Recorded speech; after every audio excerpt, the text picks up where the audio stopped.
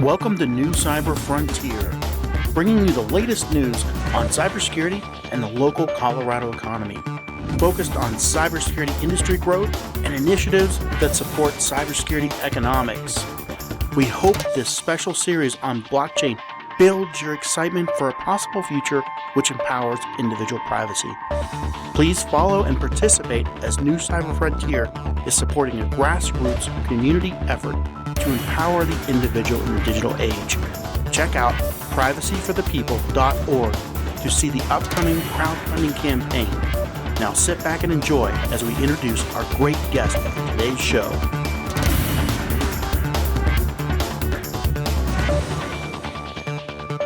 Welcome to the New Cyber Frontier. I'm Dr. Wanda Cousar. We have a special guest today, Ms. Sheree Ip. She is a blockchain development advisor, and her expertise is in legal and blockchain development, blockchain technology. She's previously an attorney and an academic, and focused her research in blockchain technology, thereby launching the first ICO in Australia. Sheree, can you tell us about your background? Hi, Wanda. Thanks for having me. Sure. So I guess it's a bit of a journey for me. So initially, my background's in law, and I started off as an academic when I first graduated, and also worked as a lawyer. And along the way, I was doing my PhD research, and I came across cryptocurrencies. So back then, Bitcoin, not everyone really knew about it. And it's a very interesting topic that kind of like came along to me. And what I was really interested in is the technology behind it, which is called blockchain technology. So fast forward today, there's a massive industry, which I'm involved in. Everything I do is basically with this technology. And it applies to anything and everything and makes everything so much more efficient. So back then I was doing my research, and then along the way I met a lot of companies and startups and teams who are in the development space, and they were building a lot of these platforms utilizing this technology. And from there, I guess I kind of met the right people along the way, and we did Australia's first ICO, raising $34 million. And in the last couple of years, we've just seen it kind of take over Australia as well. So I think Australia is a little bit later to the rest of the world with understanding and utilizing blockchain technology, but now we're at a point that we're working with the government to develop the regulations to make sure it works for all the people in the community involved. Well, thank you. Next, I'd like to ask, what employment experiences have shaped your business's core values or your personal values? Yeah.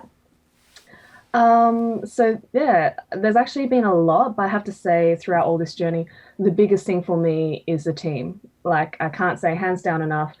It's the people you work with. And when I'm hiring people, for me, it's not about all just your experience, what you've got on paper. It's about when it comes down to it, like, and I'm going to be able to rely on you. Are you, open to learn? The biggest thing I have to say is if someone's hardworking and open to learning, then I can get you to learn whatever you need, do whatever, you'll be, fine for the rest of your life because you have these two core skills and you're a team player. Like, I can't stress that enough. That's a really big thing. The other thing I would say is expertise, especially if you're working in a space where it's emerging technologies, is because, if you're developing a platform software that, yes, it can do, for example, let's say the medical space, you're developing a platform that revolutionizes how, electronic healthcare records are done today. They're more secure, they're faster. And let's say you can now own all the rights to your medical records on your smartphone and only let the hospital, whoever doctors need to use it when they come see you. So that way you're the one in charge of it, you're taking care of it, loaning it out for a certain point in time, and then bring it back in. So everything's held by you. If you can do that and develop this platform, it's fantastic. It's great. It solves all, a lot of the world's problems. Like, imagine going to see your specialist, GP, doctor in surgery. Like, you have all the right records. You don't need to wait for them to collate it for you. And security is a big thing as well. But then the problem is that if you're just working with a team of developers, you have this amazing software, but no one is from the medical industry or has that expertise. You're kind of in a jam, because guess what? When it comes to medical work, there's medical boards, there's ethics approval, there's compliance. Like, did you build a platform where, your data transfer complies with the state and federal regulations? And if you're, allowing it to be in multiple states, and what about the differences in each of those state laws? So this is where I've come in, because my background's in legal, so I've done a lot of this groundwork And in Sheree, the I want solution you to hold architecture that side. thought right there, and we're Yep. going to take a quick break for our sponsors. No problem. We'll be right back. Cyber Resilience Institute helps build strong cyber communities designed to prevent members from attack. Like building a neighborhood watch, it takes coordination and a sharing community to protect our identities and valuables in the virtual world.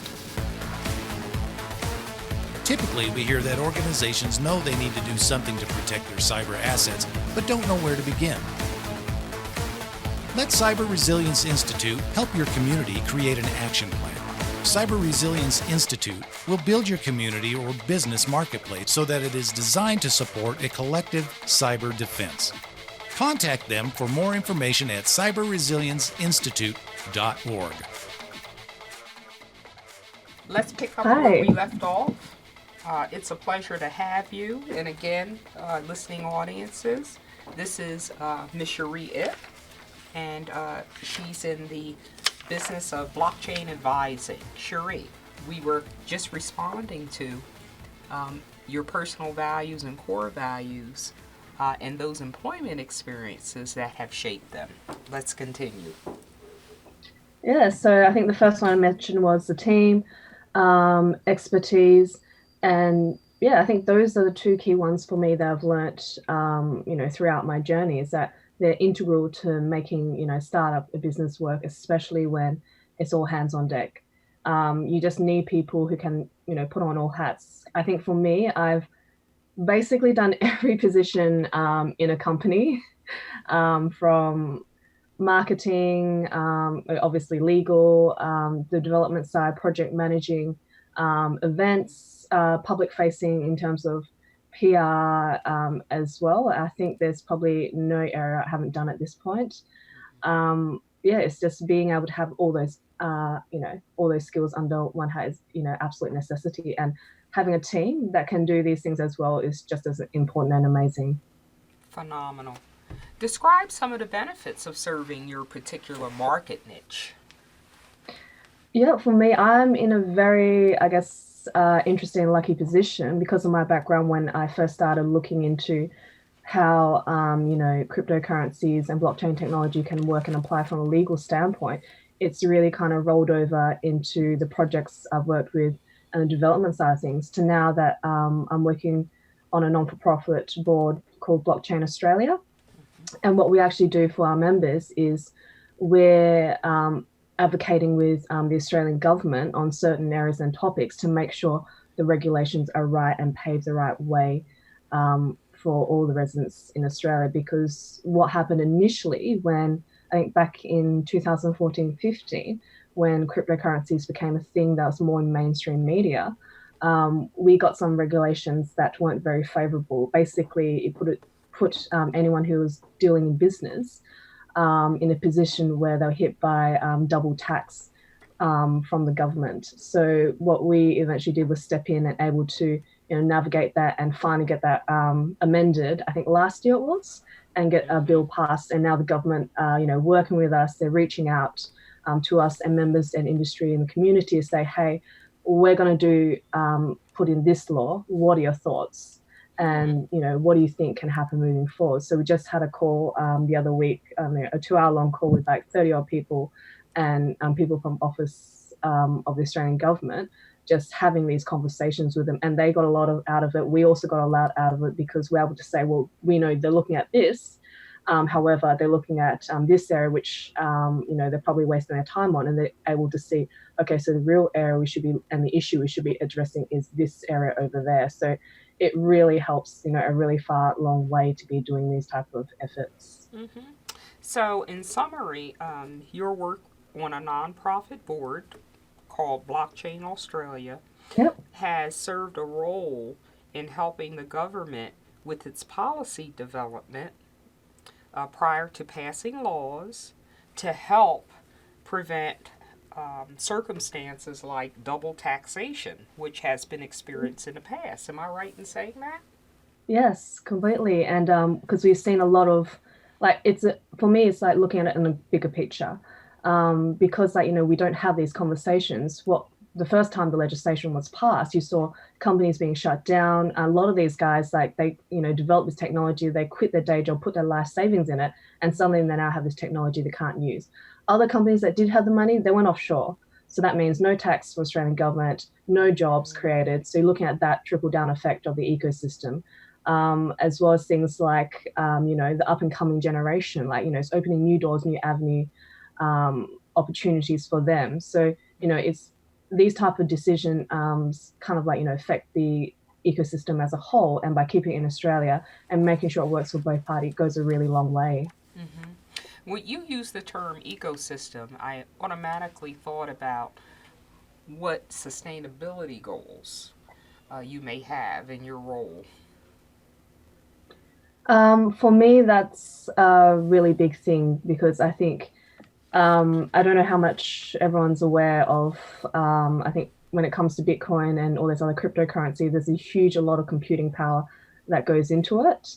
And, I think the sustainability point a lot of people look at is like, oh, the actual algorithm and the computing power is like, phenomenal, like that's just not worth the time. But what we've seen in the industry is that since then, like there's been newer technology developed which addresses all those issues. And the key thing about blockchain technology, all it is one big database that's, put into chronological order so that no one can kind of like cheat this database system. Because when you have a central database and only that central party can use it, everyone can start changing those records who have access. So the main premise behind blockchain technology is it's decentralized so that everyone can see the transactions that are occurring online when they go visit. It depends whichever node you're going to have a look at, like Bitcoin, Ethereum, Litecoin, there's all these different ones, and you can see transactions happening. So therefore it becomes much harder to cheat because each of the the blocks that go into that make up the blockchain have a hash of like the history before it. So because of that, it becomes much harder to cheat when everything is like pages in a book. So you've got page 1 to 100. If I take out 50 pages, you're going to read the ending. It's not going to make sense. So this is the same kind of premise that's applied. Same kind of analogy that applies to blockchain technology. So it solves a lot of problems. For example, there were some cases back in Australia a few years ago where banks were actually conveniently losing documents like superannuation documents. And then you've got people who are now, 70, 80. They're like, okay, so I had this agreement with you. And they're like, oh, well, that doesn't exist anymore. But if that document were to be put onto the blockchain at a certain point in time and no one can change it, suddenly what happens is, everyone's an honest person in the system. So it's these type of, when you think sustainability, this is what I think about what it can do to change the ecosystem for the better. Wow. With that said, you touched on business ethics. So tell me, what quality should someone in this industry possess with that in mind? Yeah, very, very transparent and honesty is a big thing, I have to say, because unfortunately for this industry, because it's been emerging and up and coming, there hasn't been a lot of regulations. What we saw early on in 2014, 15 is a lot of people treat it like the wild, wild west.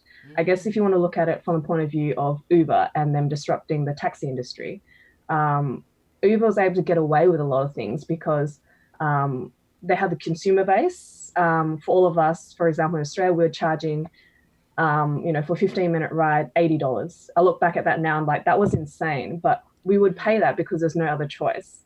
And then now you look at it, it's $15 for that same distance. And because they have this support, they're able to act kind of like outside of the law. I mean, obviously regulations coming in, that a lot of that is changing, but that was the same mentality, except applied to blockchain and the cryptocurrency industry, if you like. So there was a lot of people who weren't honest raised a lot of money, and then that money disappeared into thin air, and they shut down the business. Like, they did a lot of honest things. So I think for this industry, business ethics is absolutely key, to have honesty and transparency. And I think another one is leadership, the right leaders who aren't afraid to get out there and be in front of it. It's a very interesting industry because anyone who has a company is expected that the leader, the CEO, or the person doing PR for the company is communicating with the community all the time. For example, Telegram is actually one of the core applications for talking with the team members. You're expected as a part of a blockchain company to actively be talking on Twitter, Facebook, Telegram, and Telegram groups of like about 13,000, 20,000 is what you see. It's one of the main key methods of it. So it's not like picking up a phone call, sending an email in. Like, you get mass communications. We're going to take a quick break for our sponsor, and we're going to come back. Hold that thought.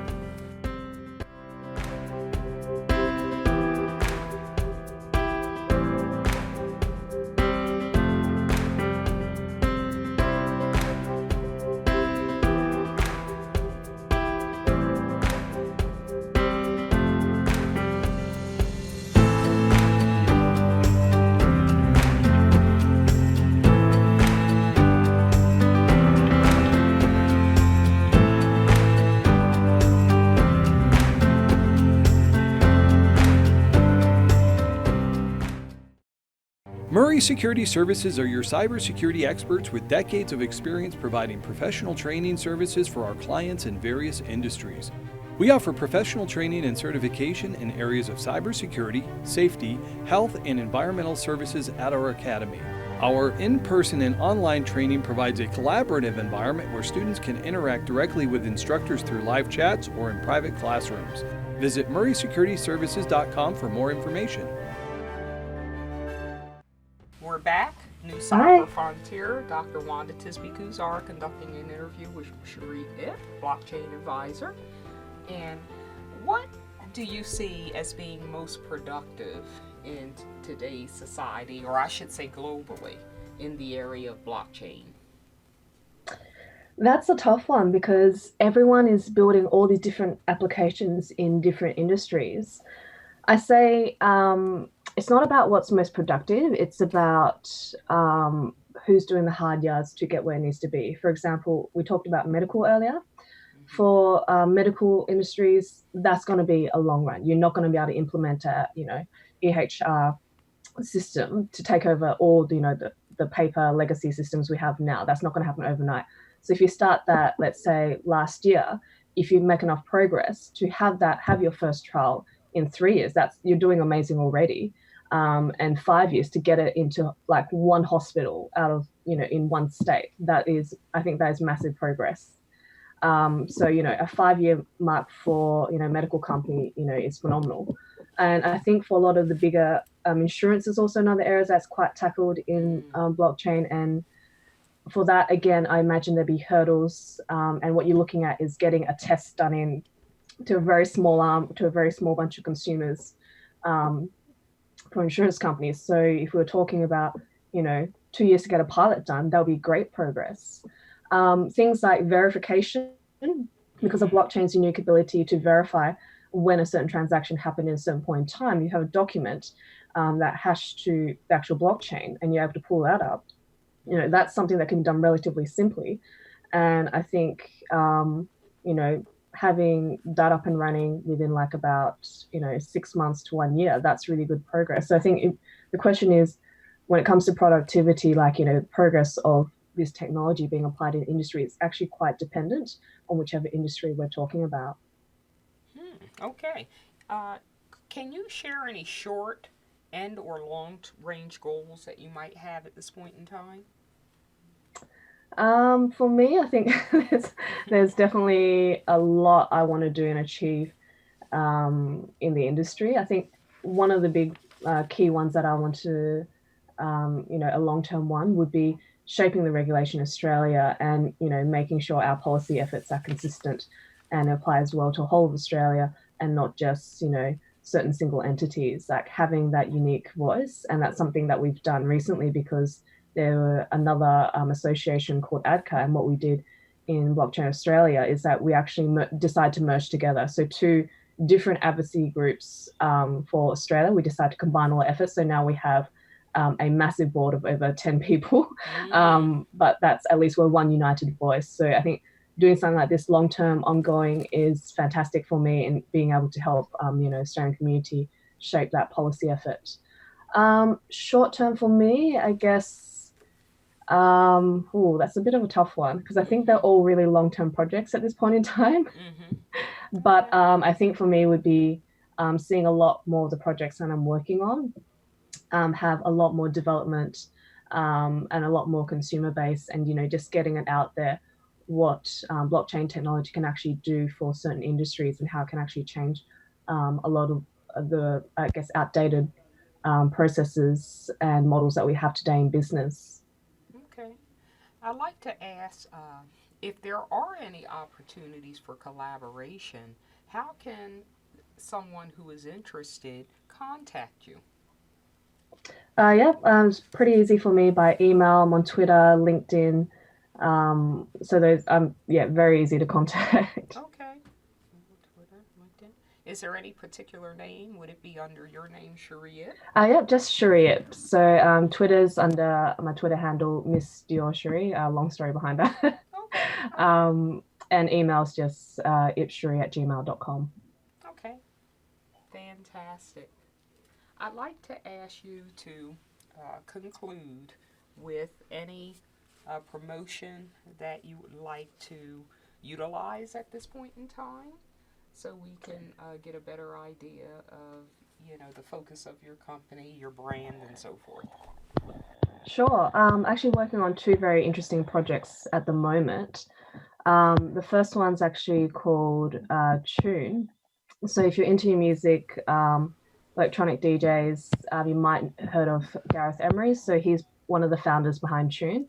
So basically the premise, the problem that Toon was solving in industry is that you look at the recorded music industry, it's a $16 billion industry each year, but the problem is, no one's really making a profit because everyone who's a middleman in the industry, your lawyers, I know people like me, your accountants, managers, everyone is taking a piece of the pie. So if you think about it, like, streaming, it's virtually, there's no cost to that. You record a song and then it just goes up on a database and it gets streamed. There's no actual, don't need to print any physical CDs, hard copies, things like that anymore.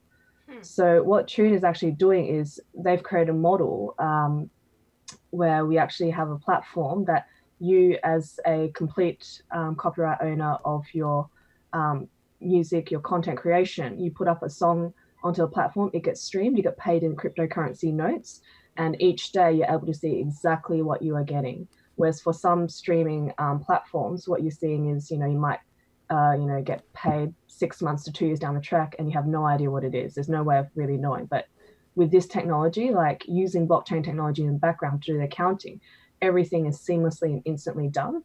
And every day you can review how many notes you have. Wow. You've really spoken my language. I am what we call a maker in residence. And I'm in the arts industry. That's an area of consulting that I do.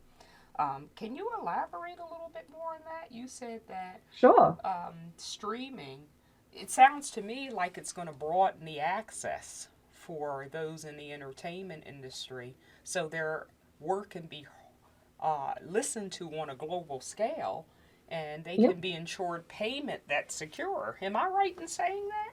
Yeah, so basically what happens, I guess, when the problem with all these big streaming companies is that they're spending all their money paying licenses. So you're paying licenses for, let's say, Elton John, Beyonce, and all those people have really, big royalties, licenses, and fees. So then all the money that comes in is for these companies are spent paying all the big contracts, and there's nothing left for the little guys. So what our model is flipping it up on its head and saying, well, everyone's treated equal, provided you own your own content. You don't have copyright issues belonging to any other record company. You can put up there, and whoever plays your music, you get the money, basically. So it's changed everything, and this also has opened up the doors for all people who are creating music at home, electronic artists. A lot of them are bedroom DJs, but guess what? Now there's a platform for them to be heard and paid simultaneously. So this is a really interesting part about blockchain technology because it has kind of like a built-in transparent accounting system. It's able to do all these really great things that previously is held on, redundant databases and systems that are isolated, separate. So you've got like, accounting system, streaming system. They're probably not even the same, thing. They're linked in some way or form, but it's not efficient. And then the great thing about it, let's say me and you make a track, you do the vocals, I produce a track, and we decide 50-50 is our effort. We can do that. So each time someone plays a song, 50% goes to you, 50% goes to me in the revenue. Or let's say, there's 3 of us and we divide it, 30-30, and, the remaining, and then all of us can split it accordingly. It doesn't have to be equal. But guess what? The brilliance behind it is that there's no one else in between taking a cut of the content creator's revenue. So it's still the early days now. So I think, I can't remember from memory how many songs we had on there. I think is in close to the 40,000 range. I think we've been up and running for about a year now. And so, it's just growing the platform, getting the adoption. So this is one of the short to medium term goals is that, helping, people be aware and seeing these options out there and just building it from there and developing out the mobile streaming app as well. So one of the many projects I'm working on. It seems as if this supports the concept of what we call holacracy in business management, self-managed teams or managing oneself. And I think that would be very attractive to people who are entrepreneurial. Can you tell me, are you aware of any particular companies that would be considered trailblazers in this area at this point? And if not, could you elaborate on how this could be an academic area of research? There is literally so many companies. I don't think I can pick one because they're across so many different industries. Academic research, I literally think that exists everywhere. If you're a developer, you're in, information technology, there's a lot of researchers out there. If you're like me in the legal side, there's a lot just looking at how this will be characterized in laws from, anti-money laundering, consumer protection, compliance. There's so many, not even including like, the treating of money for like Bitcoin, which is mostly been written about quite a lot. If you're in a certain industry, how this can work for you for your business model application. It's just literally, if you're in a certain industry, just basically, go down there and just Google even, how can blockchain technology apply in my industry? It's applied in everything from medical, real estate, energy, music, media, anything you can think of throughout me, there'll definitely be a company doing something somewhere. Because everyone's understood how much this technology can basically change the world or the businesses that they're doing on a daily basis. Okay. I'm a process person, and the first thing you said is how can blockchain inform my industry? And I see that as a first step. What might be a second or third step, somebody who wants to get started? Yep. So blockchain can basically change anything in any industry in the world if you want to apply it. But the second question is, do I really need blockchain? Because a lot of people just hype about it, talk about it at conference, everything's a brilliant idea, but is there a problem that needs to be solved in your industry? If there isn't, then why are you adding this extra step for no reason? Your current systems work fine. The key to it, the way I've always seen, and with everything I've dealt with my clients, is when you're looking at it, you look at the problem. What is the problem? And if that problem has to do, for example, fraud and transparency, then you've probably got a winner. Because what blockchain inherently can do is make sure that there's no bad actors, when it comes to, actual platform, and get rid of that and replace it with transparency. So you don't need to trust anyone. So what this is commonly referred to is as trustless technology, because you can use this technology and not having to worry about trusting a third party. So in the music scenario, you can use this technology knowing that it's on the ledger, you get paid according to how many streams there are. That doesn't change. It's built into the algorithm. But whereas, in real life, well, you're trusting, your manager, accountant, your lawyer to pay you what's correct from the company. But are they getting a cut on the inside? You don't know. So it eliminates that human element of needing trust, which is why it's so important and has been built on by a lot of different companies all over the world. Wow. This is highly impactful. And, we really want to thank you for sharing all of your expertise. Not a problem. Thank you for having me. Absolutely. How do you propose that someone who wants to make a career change in this industry go about doing that? Yeah, that's actually a question I get asked quite a lot, surprisingly. So for me, basically, I think this industry is really for people who think outside the box, or who are frustrated, I guess. If you worked in the industry for a very long time and you're, for example, senior level, and you get quite frustrated because processes aren't being made more efficient or made, resolving problems, and they're just being ignored, then this probably is an indication that this technology is for you, because you can go about creating a whole new solution to the way of doing things, and you have the inside knowledge of how the current industry is broken. This is awesome. We're going to go ahead and wrap the interview up, but Yep. we just want you to give your final comments on your company. Yep. Sure. So basically, so what we do at Blockchain Australia is basically doing advocacy efforts for our members. Toon, the other platform, was just on, changing things on the music side. And, it's still a very up and coming industry. And so you're going to see a lot more of these companies kind of going at it and, getting more people onto their platforms and adopting and understanding what we can actually do together as a whole. So it's going to be a very interesting ride ahead. Fantastic. This is Dr. Wanda Cousar, New Cyber Frontier, concluding an interview with a very well-informed blockchain advisor, Ms. Sheree Ip. Thanks, Wanda. You're so welcome. We hope you have enjoyed this episode of New Cyber Frontier. Remember, please follow and participate, as New Cyber Frontier is supporting a grassroots community effort to empower the individual in the digital age. Check it out at privacyforthepeople.org. Also, make sure to join our mailing list so we can keep you informed. If you have an idea, if you have a question you would like to hear answered, or if you just want to get involved in what we're doing, reach out to us at newcyberfrontier.com. We also encourage you to visit our sponsors links, because they are the ones that really make this show possible. We look forward to seeing you on the next episode of New Cyber Frontier.